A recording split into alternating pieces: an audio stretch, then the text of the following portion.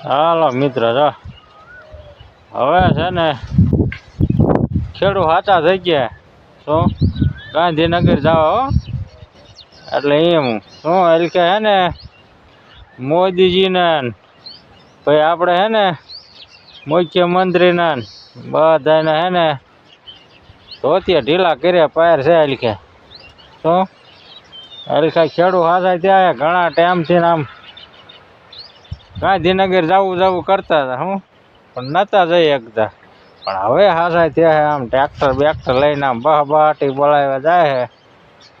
અને બધા હે ને મોજથી જાગ્યો અને હું ટ્રેક્ટર મારે છે નહીં ને હું હોત જવા દો બરાબર પણ એટલું બધું આપણે છે ને એટલે ન જઈ શકું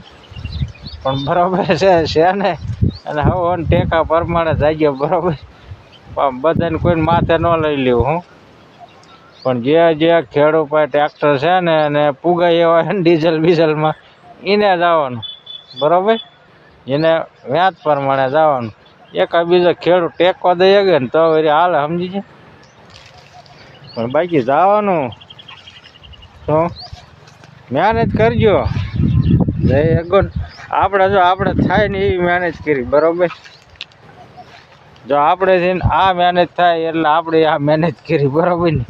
તો ટ્રેક્ટરની મહેનત થાય એવું જ નહીં કરી એટલે હે ને આપણે ખેડૂતને વિડીયો બધે પુગાડવાનો ને એ આપણે આમાં મહેનત કરવાની બરાબર ને એટલે થોડોક વિડીયો મૂકું તમને સાઈડમાં જોતા જાઓ જોવો તમે ટ્રેક્ટરવાળા પાલભાઈ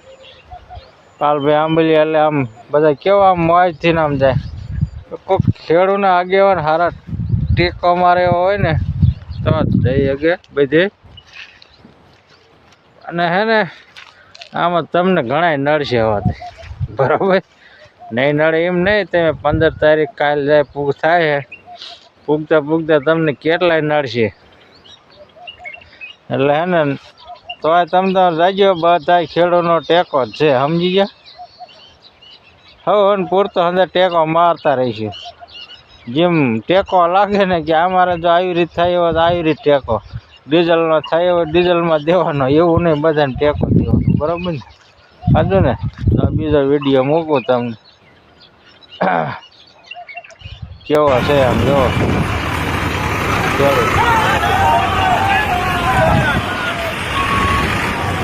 જય જવાનું જય કિસાન હો ભાઈ કેવું પડે હો બાજુ હવે ખેડૂત હાટા થઈ ગયા હા તો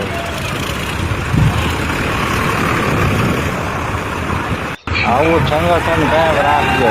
બને ત્યાં લગે આવું સંગઠન હે ને પીઠમાં હોતે રાખવાનું તો ભાવ મળે બરોબર વાહ તો હે ને ગરમ થઈ ગયા હે ભાઈ હલકે હે ને જે નેતા આવ્યા ને વૈશમાં એ બધા ઓગરી ગયેલા એમ માનજો બરોબર અત્યારે જો આ ઓગરે તો ભલે નગર 2027માં તો ઓગરી ગયેલા જો ખેડૂતને હરખું બધું રાગે ન પડ્યું હતું બધા નેતા ઓગરવાના છો બરોબર ને મહેનત કરતા રહી ગયો બધામાં બરોબર હા જાય હવે પૂરતા અને વણ હે ને વરસાદનું બધું એમ છે હજી એટલે આપણે હે ને હવન પૂરતા ટેકામાં રહી ગયો જ તે આખું વરા રહેવું છે ટેકામાં હે ને વરસાદનું ટાઢું રહેવાનું વણ એટલે ટેકા એકા બીજો ખેડતા નહીં બરોબર અને આપણે વસ્તુ હોતે રાખજો બને એટલી બરોબર ને આ એને કપાઈને કાયમ આવશે અનાજ બનાજ બધુંય અને હે ને ટેકામાં જો આપણે આ ભાગ જ્યાં શાકમાં બોલ્યા ઘઉંની નીમાં બધે માર્કેટમાં જાય એમાં ને આપણે બરાબર ટેકામાં રહેતા વાંધો એ પડે એમાં એવો ટેકામાં રહી ને ચાલો એ ભાઈ આ જો ખેડૂત કોઈને